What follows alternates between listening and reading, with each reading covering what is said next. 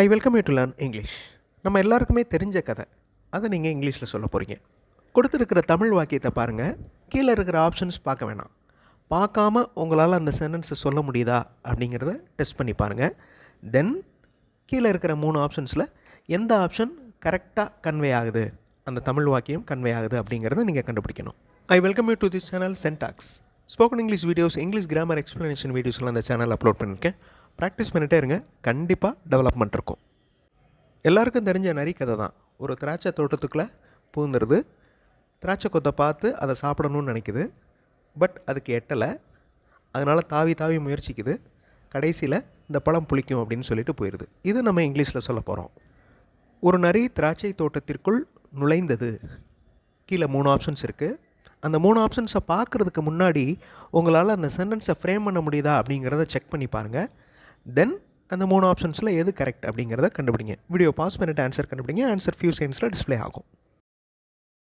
ஒரு நரி, எ ஃபாக்ஸ், திராட்சை தோட்டத்திற்குள் நுழைந்தது. இந்த நுழைந்தது அப்படிங்கிறது தமிழ் வாக்கியத்தில் கடைசியில் வருது. பட் இங்கே வேர்ப் செகண்ட் பிளேஸில் வந்துடுது. A fox entered into a grapes garden. First option பாருங்கள். தமிழ் வாக்கியத்தை அப்படியே இங்கிலீஷில் ட்ரான்ஸ்லேட் பண்ணியிருக்கோம். One fox grapes garden came inside. இது கிராமட்டிக்கலி ராங்.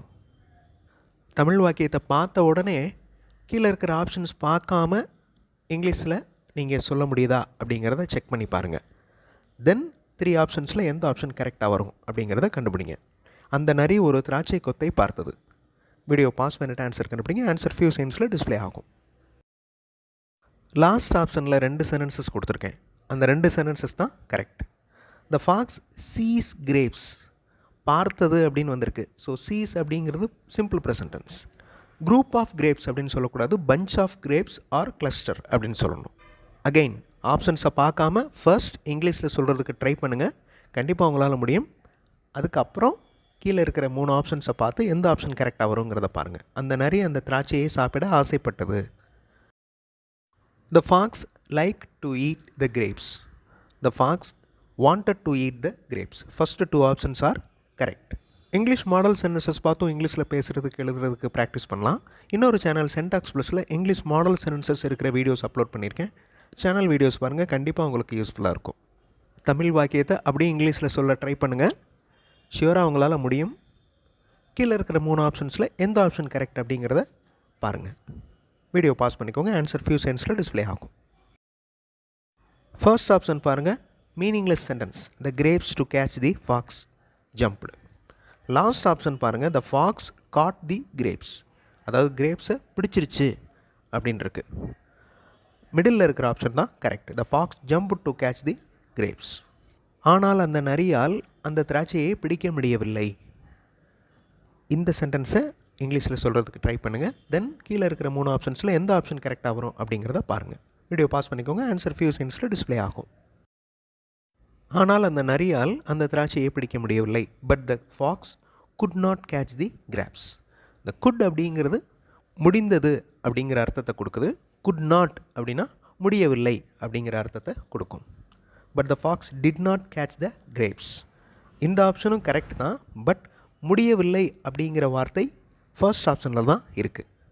அந்த நரி மீண்டும் மீண்டும் முயற்சி செய்தது. வீடியோ பாஸ் பண்ணிவிட்டு இந்த வாக்கியத்தை இங்கிலீஷில் சொல்கிறதுக்கு ட்ரை பண்ணுங்கள். அடுத்து கீழே இருக்கிற 3 ஆப்ஷன்ஸில் எந்த ஆப்ஷன் கரெக்டாக வரும். வீடியோ பாஸ் பண்ணிவிட்டு ஆன்சர் கண்டுபிடிங்க. ஆன்சர் ஃபியூ செகண்ட்ஸில் டிஸ்பிளே ஆகும். ஸோ எல்லா ஆப்ஷன்ஸுமே correct. The fox tried again and again. Again and again the fox tried. The fox tried repeatedly. அந்த நரியால் முடியவில்லை. வீடியோ பாஸ் பண்ணிவிட்டு ஆன்சர் கண்டுபிடிங்க. ஆன்சர் ஃபியூ செகண்ட்ஸில் டிஸ்பிளே ஆகும். Second option and the third option are correct. Couldn't அப்படின்னு இருக்குது.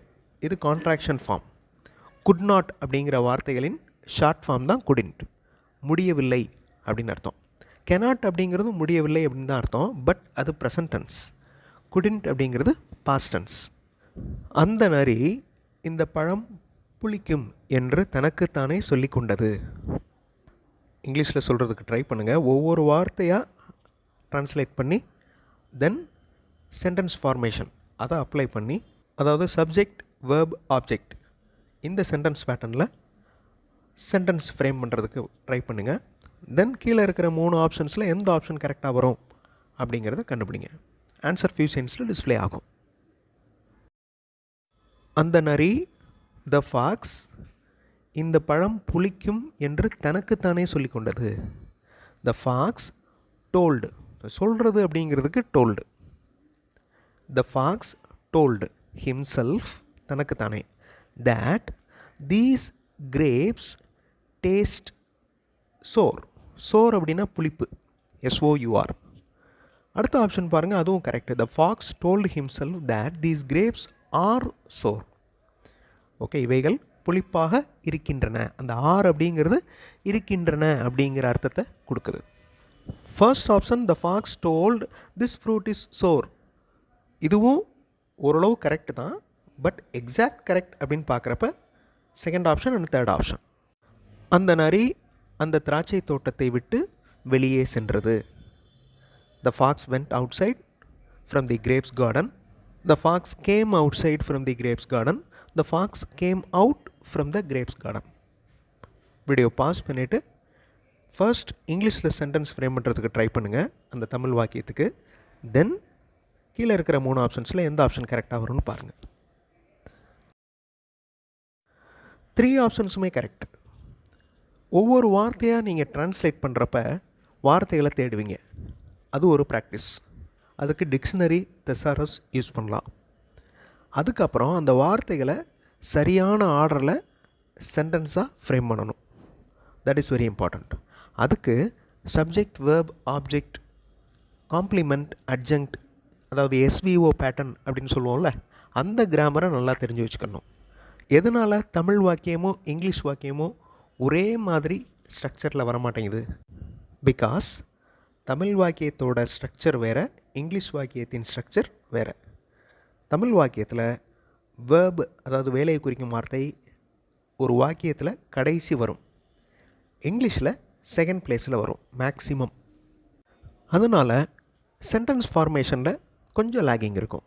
அது ப்ராக்டிஸ் பண்ண உங்களால் ஈஸியாக இங்கிலீஷில் உங்களுடைய தாட்ஸை கன்வே பண்ண முடியும். ஃபார் எக்ஸாம்பிள், இந்த ஸ்டோரி எடுத்துக்கோங்க. இது ஒரு சிம்பிளான ஸ்டோரி, நம்மளை எல்லாருக்குமே தெரிஞ்ச ஸ்டோரி. இந்த மாதிரி ஸ்டோரிஸ் இதை எடுத்துகிட்டு நீங்கள் இங்கிலீஷில் சொல்லணும். இங்கிலீஷில் சொல்கிறதுக்கு ட்ரை பண்ணணும். சிம்பிள் வேர்ட்ஸ் யூஸ் பண்ணணும். சிம்பிள் வேர்ட்ஸுக்கு நீங்கள் டிக்ஷனரி பார்க்கணுன்னு அவசியம் இல்லை. ஏன்னா அந்த வார்த்தைகளுக்கு அர்த்தம் உங்களுக்கு தெரிஞ்சிருக்கும். ஸோ அதை வச்சு சென்டென்ஸ் ஃப்ரேம் பண்ணணும். சென்டென்ஸ் ஃப்ரேம் பண்ணுறப்ப டவுட்ஸ் வரும். அந்த டவுட்ஸை நீங்கள் கிளியர் பண்ணணும். இந்த மாதிரி ப்ராக்டிஸ் பண்ணால் தான் உங்களுடைய தாட்ஸை ஈஸியாக ஒரு இங்கிலீஷ் சென்டென்ஸாக சொல்ல முடியும். அடுத்த வீடியோவில் இன்னொரு இன்ட்ரெஸ்டிங்கான கிராமர் எக்ஸ்ப்ளனேஷன், இன்ட்ரெஸ்டிங்கான கிராமர் எக்ஸசைஸோடு பார்க்கலாம். தேங்க்ஸ் ஃபார் வாட்சிங் and thanks for your valuable comments.